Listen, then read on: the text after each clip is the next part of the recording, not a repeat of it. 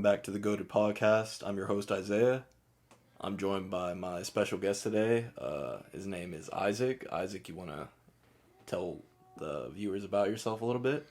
Hey man, what's going on? I've only known this guy for a little over 20 years. Yeah, and not too long. we always get around talking about the same stuff, whether it's anime or games, whatever we talk about. But yeah, that's a little bit about me. Yeah, so today, thank you by the way. Today we're basically just going to be covering some of the biggest PlayStation 5 games that are going to be coming out later this year and a couple probably like around 2022. That a lot of these are probably a while away, but yeah, we're just going to be talking about all of them, all the ones that really interest us. So I'm going to start out with Batman Gotham Knights and the Suicide Squad game. And so we're recording this a day before DC Fandom, where they're supposed to be revealing both of these games. So Batman Gotham Knights is supposed to be covering the Court of Owls. They're going to be the main antagonist to the Bat family. So it's not just Batman in this game. It's going to be Batman, Robin, Nightwing, and Batwoman. All of them. And you're going to be able to switch between all of them in the game. So I'm really excited about that. You know, it's made by WB Montreal, the creators of Arkham Origins. So they're kind of putting their own spin. A lot of people did not like Arkham Origins. I'm personally a huge fan of it. It wasn't very well received, so I believe they're going to learn from the mistakes that they made in the previous game. And the fact that they're making it to where you could just switch between any character you want anytime, it's going to add a whole new dimension to the game. Oh yeah. It's about time too. Ever since they introduced Robin in his new look, he just looked so much better than just the dude in tights who was following around Batman everywhere. Yeah. Definitely. And so it's going to be really cool to be able to actually switch between the characters instead of doing it for, say, like in the old Batman games where the only way you could play as those characters would be for challenges or like just side event stuff, where now they're going to be incorporated into the actual story. I'm interested to see how they're going to play all that together. Yeah, I'm really excited for this. Batman's probably my favorite game series of all time, I would say. Like, just all of them, even the one on the PlayStation Vita, Blackgate. I'm serious. I fuck with Blackgate heavy. I do. And also the Suicide Squad game. So apparently the name of the game is going to be called Suicide Squad Kill the Justice League, and they've already released a teaser for it, and it's the Suicide Squad crosshairs over Superman's face. There's rumors like, oh, they're going to come out and they're going to show the rest of the Justice League with the Suicide Squad crosshair over their face. So Flash, what's his name? Aquaman. yeah, he's pretty forgettable. That's what I forgot about. Yeah. What's that fishy dude's name? Yeah, the fishy dude. So yeah, I mean, it's going to be kind of the same concept. I believe you're going to be able to switch between all the characters. I hope so. I'm hoping, Harley Quinn and Deadshot and yeah. I feel like the start of this game got a lot from the Joker movie that was released not that long ago. For you don't have to play the hero all the time; you can also play the villain. So I'm very interested on seeing how this is all of it's going to play out. Seeing who you can play as. Maybe it has something to do with the new Batman game that's going to be released as well, where you can switch between all the different characters. So yeah, and I love that element of it, right? Oh yeah, absolutely. I love that element to it where there isn't many games where you get to play as the quote-unquote villain, right? Oh, yeah. And the fact that you're going to be facing the Justice League, who you would think, you know what I mean? Like, they would make a game for first, you know? But yeah, like, it just sounds super interesting. The Suicide Squad movie was a bit of a disappointment. It was good, but it wasn't as good as the hype was. So no, it was overly hyped. Yeah, and so hopefully the game can kind of make up for that disappointment, I'd say. Moving on, we got Godfall, the looter slasher. It's similar to Destiny. So I'm a sucker for those type of game. I know you are too. Oh yeah, absolutely. That's where we got a lot of our big gaming in, was in the first Destiny game. Yeah, so that looks amazing. There was gameplay for it a couple weeks ago, and there's going to be 4 class elements. It's sort of like Avatar, where it's water, earth, fire, and water, earth, fire, and wind, air. Yeah, air. And they said there's a 5th element. I think it's called spirit or something like that. So yeah, we've seen slight gameplay of it. It does look easy, I'd say. Like, I can imagine it being like Destiny, you know, where you're just like patrolling a random area and the enemies are just easy to take out. I'm sure they were just taking it on just the grunts. They weren't really showing off like the different raids you could probably do going up against the boss fights and you know, I'm sure there's gonna be so much more that they're gonna reveal later on. Yeah, I'm excited, but I'm somewhat like worried about it as well, because it seems like no one can really pull off these looter games these days. Like, you saw it with Anthem, right? Anthem's probably the biggest example of failure when it comes to looter games. You got to do it right, or don't do it at all. And even Destiny's having that problem. You know, they started off really strong, and then even towards the end of the life of the very first game, it started to fall down with, you know, which is all the DLC that was coming out. You know, it would feel very empty, like unfinished. You know, you get all this, you do all of it like all at once, and next thing you know, you're left with nothing else to do. And then you know, all right, well, what's next? And that's basically been the whole lifestyle of the whole second game. Mm-hmm. You know, you got this really cool DLC that comes out, and it's cool for like the first week, but then after you finish everything, there's nothing else to do, and it just gets tedious and it's just boring, and you don't really want to play it anymore. Exactly. And yeah, basically what you said, right? In Destiny 1, the grind was so much better, in my opinion. It was just so much more rewarding. Oh yeah.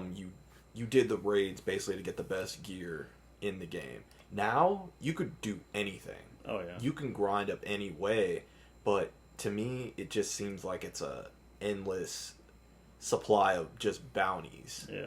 Like, that's all the game is now, is just bounties. There's no grind. Super repetitive. There's no hunt for, you know, god roll tier weapons where you know, you'll have a bunch of the same guns, but there'll be a small little gems in that mix of all the same guns that will have these special perks onto it that just makes it worth the grinding for. And all that is just gone. Ever since after, Taken King, it just went downhill from there to me. Well, I loved Rise of Iron as well. Rise of Iron was cool, but then you were done with it within, like I said, the first week or so, and next thing you know, there was nothing else to do. Yeah, I loved it myself too, but it was short and sweet. Yeah, and that's something that Bungie really struggled with, I would say, in the first game, is not being able to spread out their content as well as they could have, right? So, I mean, well, with the first game too, I kind of cut them some slack with all the problems that they have with, you know, coworkers leaving the company, taking all the files with them, and basically then having to start over from scratch from the very end. But that doesn't excuse them from Destiny 2, which happens to be worse than the first game, in my opinion. Oh, 100%, yeah. Especially the beginning of Destiny 2. Oh, yeah. The beginning of Destiny 2 was damn near unplayable. They gave you exotics. They just dropped exotics. Yeah, they dropped exotics pretty much immediately. Nothing about the game feels special. Like, the best part of Destiny was grinding for something, for a certain weapon. Yeah. Like, whatever it was. Gallahorn, Icebreaker, or even the raid weapons like Fatebringer or whatever, right? Yeah, and when you finally got it, it was just like a huge sense of accomplishment, but you really don't even feel that these days. Especially, too, with exotics. Like, it used to be this thing where you had to be a high level. You had to be high level, like at least max level, you know, decent light level in order to get these exotics. And, the game, the first mission of Destiny, they hand you an exotic right off the bat. And it's just like, well, there's no grind to it now. So it's just like you can have a level 10 enemy walking around the corner with exotics, and you can be max level, max light, everything, having the same exotic, and he can still kill you over that. Yeah. So it's just, I don't know what they were going for. They got confused on what they wanted to do with the game. I mean, later on they did change it, and they kind of fixed it, but it still doesn't have that grind feel to it, where there's no grinding for, the best weapons, the best raid gear. It's not there, in my opinion. Right. I'm hoping for a turnaround for Beyond Light, right? When Beyond Light comes out. It was delayed. Beyond Light, I believe, was supposed to come out next month. It got delayed till November, I believe. So yeah, pretty much at the release of the new consoles, Beyond Light will be out. And Destiny did announce their next big 3 expansions for the next 3 years. So this year it's Beyond Light. Next year it's called The Witch Queen, and then the year after that it's called Lightfall. And they're not doing Destiny 3. They already said they're not doing, at least within these next 3 years. They're gonna keep it Destiny 2. I was literally about to say, I'm like, I hope they change it all up with Destiny 3, but apparently that's not happening. Yeah. But we'll see. I mean, if they can go back to the feel of the first game when it first came out, you know, when you're doing the Vault of Glass raid, Crota's End, you know, those are my 2 favorite raids from the first game of all time. You know, nothing else really came close. Yeah, and they are bringing the Vault of Glass back That's cool. for Beyond Light. We don't know which season it's coming, but within that year, Vault is coming back. Well, so that is a good thing. What about Crota? They haven't said anything about Crota. Not yet. Basically, they're going to have this thing called the Destiny Content Vault, right? Yeah. And so what they're doing in the game right now is they're going to be nuking a bunch of the planets that are unused. So, like Mercury, Mars. Finally, because yeah, make room for additional content that you can be using. Like, you have all these planets that no one's going to go to because there's nothing to do there except just either play the story mode with it or just do random side missions that don't get you anything. Exactly.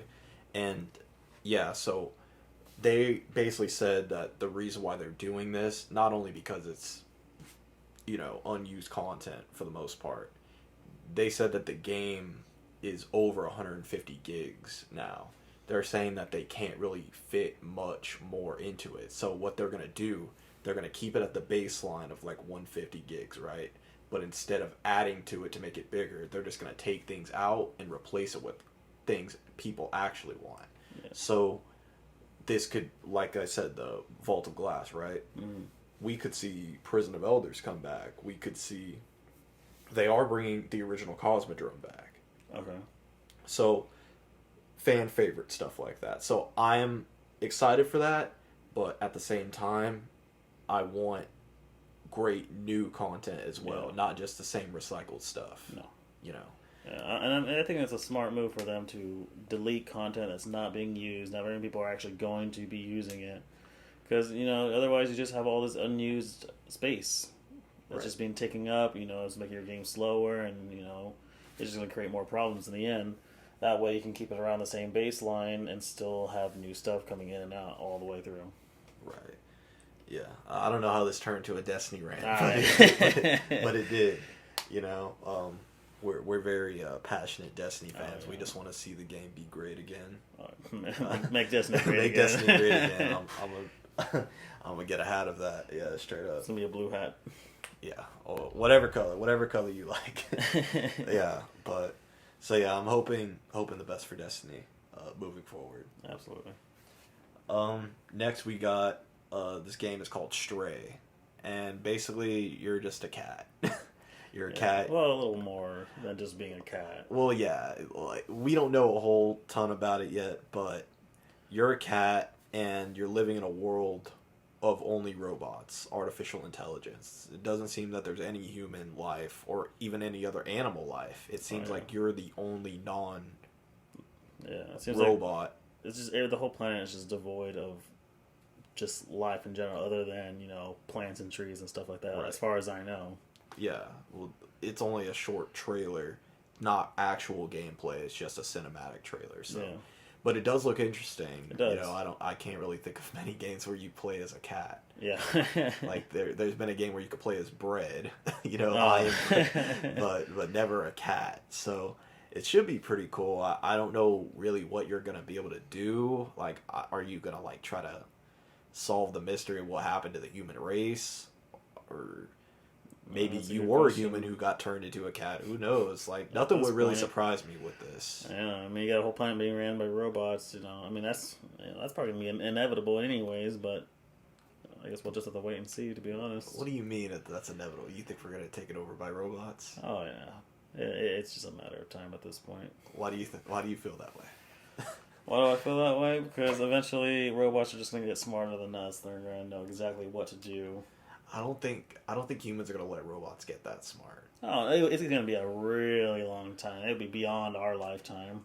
The way I see it, it'll probably be the year 4000 by the time they actually fully take over. So you're saying that the world is gonna turn into iRobot, the Will Smith movie? I mean, it could really go one of a few ways. To either they hate. I mean, if they saw the way the world is right now, with everything going on, how stupid people are acting, it would be no surprise if they decided to take over. We know what to do. Yeah. We'll handle it from here. We have taken over new management of this planet. Hey, I mean, yeah. I mean, the way this year's gone, nothing would really surprise me. Like, this year's been so bad that it just seems like whenever something bad happens now, like, you're just kind of used to it. Because you're just like, oh, another check mark for 2020. Add to the list. Yeah, add to the list. Kobe, World War III was apparently supposed to happen this year. Apparently. There was like an Australian fire. Yeah, and then coronavirus. This has been a really tough year for everyone. But we're all getting through it together with shows like this, I hope. Being at your house, just listening to a podcast, just chilling out like you should be. You should be in your house. You shouldn't be going out and about. You shouldn't be going to the beach. Don't be stupid about it. Yeah. Play it safe. Play it smart. Because you might not think you're hurting anyone, but you could be hurting more people than you think. Exactly. People just need to stop being so selfish. Just think about the greater good. Don't just think about yourself. Oh, absolutely. Yeah. I like how we're getting deep on this podcast. This is supposed to be like a video game podcast, but we're getting deep on real life. If it's the setting, though, with what's actually going on. Oh, yeah. It's obviously more important than unless someone's watching it on, like, 2022 or 2023 when everything's already blown over, and they're like, what are they talking about? It's like, I mean, thanks for going back and listening through the archives, of this old podcast, I'm hoping I have this podcast, years from now. That would be very nice. Oh, yeah. All right, so on to Oddworld Soulstorm. Oh, yes. And this is more your forte. I've never really played the Oddworld games. I've seen them. I know they're just basically side-scrolling platformers. Yeah, side-scrolling platformers. I was playing it back when, I had my first PlayStation 1. I remember popping that in there, and it was, to my understanding, it was one of the first games to even have a main menu of the era. So back in PlayStation 1, there wasn't really a whole lot of games that had, or at least it was one of the first games that came out to have an actual main menu to select story, options, all that. And it was just really cool. It's like kind of a comedic / very interesting kind of horror aspect in a way. Not really horror. I'm kind of just using that lightly. But basically, from the original games, if you don't know what it is, you're basically a slave alien working in this meat factory, and then you find out that the meat that they're using is actually of your race. And so you're trying to break out. You eventually do break out, and you start exploring like a whole world beyond the factory, or in this case it was a prison. But with this new game coming out, it looks to be holding very true to the originals, even though it's a completely new IP. Everything was in it is brand new. It still follows its predecessors on being still a whole side scroller, but more 3D with all the new content, all the new technology that they're putting into it. And I'm interested to see how it goes, And then supposedly they're supposed to be also remaking Oddworld. Was it Exodus? Yeah, they said something about that. Yeah. Following their success of New and Tasty, which was based off the original Oddworld. But yeah, I don't know too much about it other than it looks pretty good. I can't wait to see what else they're going to bring to it. Yeah, I couldn't have said it better myself. I'm going to let you handle that, man, because, you know what you're talking about when it comes to that game. So. Oh, yeah. Moving on to this one looks really nice to me. We don't know when this is coming out. I think it said 2022, but that could just be a placeholder. It could be even longer after that. It's called Pragmata. It's a space adventure game. You mentioned that it looks similar to Death Stranding. Yes.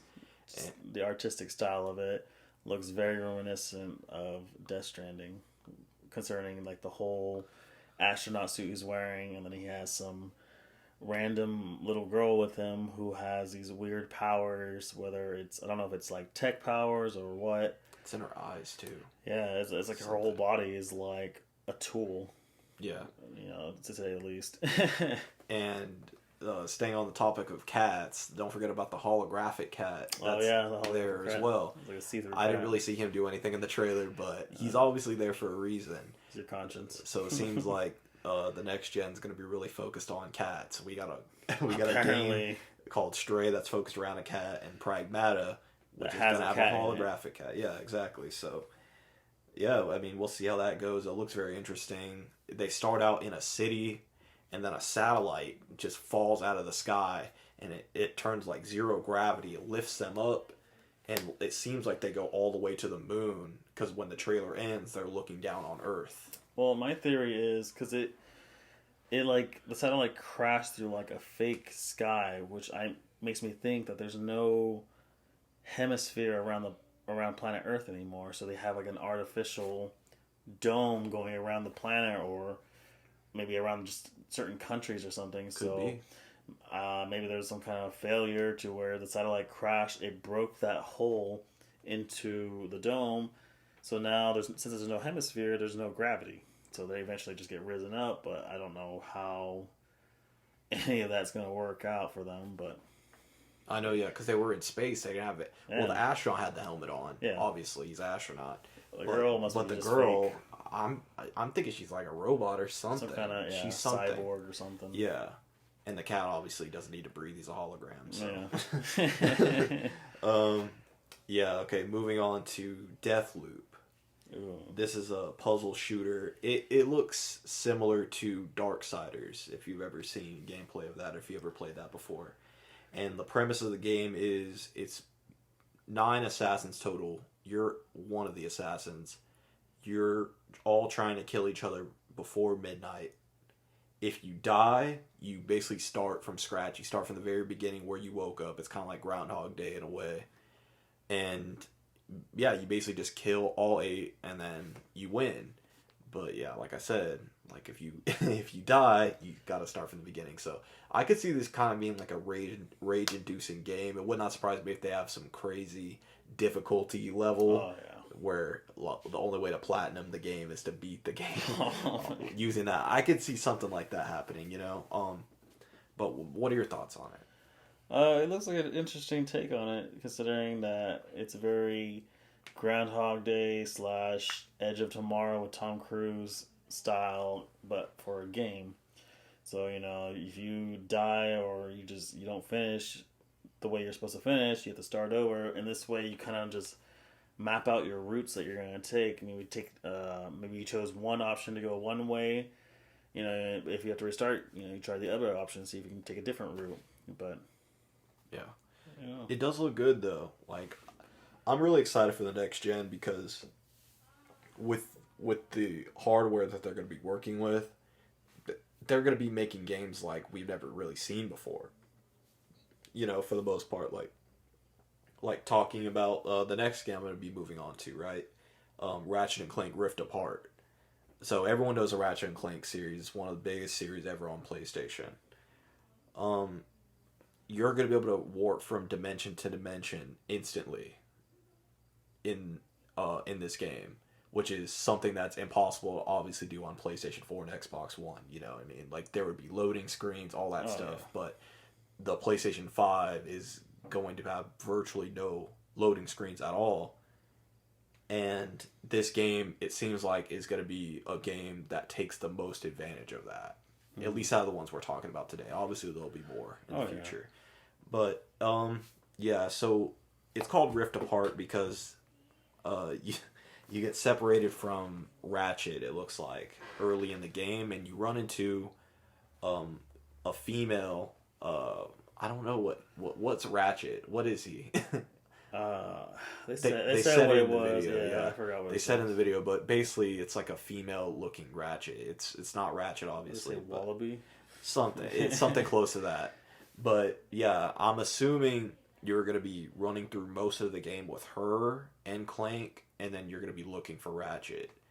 And it might even split off to you playing as Clank, finding a doppelganger of Ratchet, and it might switch off to you playing as Ratchet, finding a doppelganger of Clank. I hope they do that too, because I don't want the whole game to just be Clank with the girl looking for Ratchet. Like, I want to be able to play as Ratchet too. Yeah, but well, Ratchet's it's the main guy who you've always played as. Yeah. So yeah, that looks really good. Obviously, Ratchet and Clank. I don't see any way that this game is bad. Insomniac. They usually kill it with the Ratchet and Clank games. Yeah, not only that, also with the Spider-Man game, which is a good segue to Spider-Man Miles Morales. Obviously, we don't know a whole lot about this game. It's just, what we do know is that it is a standalone. People were believing it was a DLC to the original Spider-Man game, but it has been confirmed as a standalone, but on a shorter scale. So similar to what they said, Uncharted, Edge of Abyss, or whatever. It's not a sequel. It's like an add-on DLC, but a standalone DLC. Yeah, and so, you're going to be able to play as Miles Morales. It's going to be shorter, obviously, than the original Spider-Man game, but nonetheless, it should be great. Just like the original Spider-Man. I'm glad Miles Morales is getting a lot of love. I believe the Spider-Man movie, the animated one. Oh, yeah. Had a lot of inspiration to do that, absolutely. I believe he got his own game because of that movie, Into the Spider-Verse. Oh, yeah. Definitely. So, yeah. So I'm hoping, if this game does well, maybe we'll have 2 separate Spider-Man games. Not only the Peter Parker, but also Miles Morales. And they can just release them, simultaneously. Hopefully. Yeah. And then moving on to Kena Bridge of Spirits. And this is a 3D platformer. The art style looks really good. Apparently, this is the creators of this game helped make the Legend of Zelda Majora's Mask animation. Oh yeah, they released an unofficial teaser video for that having something to do with Majora's Mask, and that apparently got extremely viral when it was released. But they actually made it official. But the only thing is that the game is for PlayStation. So for them to have a Majora's Mask-esque style mask in the game, I don't know how this is going to bode over with Nintendo, but it shouldn't cause any problems since it doesn't look like Majora's Mask. It's just very reminiscent of it. Right, and it does look, like I said, the art style is really, really nice in this game, and this is probably maybe number 3 or number 4 of my most anticipated games for PlayStation. I'd say it does look really fun. It does look really good. And then, we're going to finish off with Black Myth Wukong. And I'm going to let you take this one. You know a lot more about this game. I don't know that much more. But it's going to be another Dark Souls-esque style game, but it has something to do with following the Wukong Monkey King, I assume that it's going to take you on like a whole trip of how the Monkey King got his start. I'm not talking about Jackie Chan the Monkey King or anything like that. I'm talking about like the folklore Monkey King. The person who's actually a monkey, has his tail and everything. And it looks interesting. It's very Dark Souls-esque. It's how you go around, like, there's not, from what I saw, there wasn't really any humans. Everyone's kind of like some sort of beast. And you go around fighting them just like a Dark Souls / Bloodborne / Demon Souls, whatever. But it's a very, very gorgeous looking game. And I think they said the release date's somewhere around 2021, 2022 or something like that. Yeah, it probably is. And it seems like everyone and their mom's making a Dark Souls game these days. With the release of Mortal Shells. Yeah. And the Demon Souls remake is coming out, so... Yeah, but nonetheless, it looks really good, and it seems like one of the things I noticed in the gameplay, it seems like whatever enemy you kill, after you take their weapon, it seems like you're able to turn into them. Oh, yeah. Very, kind of like God of War, where, when you kill one of the gods, you take one of their items, such as their weapons. Like, for instance, like Hades, you take take his claws after you finish defeating him, and you're able to use it. Except in Wukong, you defeat them, but as soon as you take their weapon, you can actually transform into the previous user of that weapon that you defeated them with. So that's a very interesting take on it. Yeah, that's like it's a mechanic that I don't believe has been in other Soul-style games. Oh no, absolutely not. So it's kind of like their own thing. I'm glad they put their own spin on it, you know, to make it their own. Yeah, it's like Dark Souls, but with the addition of like added abilities that you can do. Yeah, it looks really good, man. Yeah. And yeah, that's gonna do it, guys. Yeah, we just gave our thoughts on what's interesting us moving into the next gen of video gaming. So, thank you all for listening. Signing out. Have a good night.